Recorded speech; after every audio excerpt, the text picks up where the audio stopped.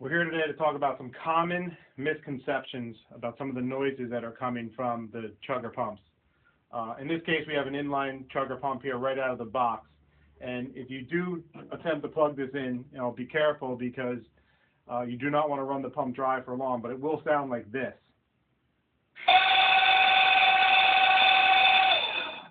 That should be taken as a warning sound that you should really disconnect power to the pump immediately, because it's a sound that's emanating from the impeller running dry on the shaft. And when that happens, then the impeller can also melt onto the shaft, causing the pump to fail. So definitely don't run your pump dry with, standalone like this, or it is going to make that noise and possibly damage the pump. This can also happen during your brew process when you're plumbed in, and it is a sign that there is no longer fluid coming to the pump. And the pump can only tolerate this for about 30 seconds to a minute before it goes into a meltdown situation where you'd have to replace some parts inside. So be careful, and if your pump doesn't sound right coming out of the box, it's because you're running it dry.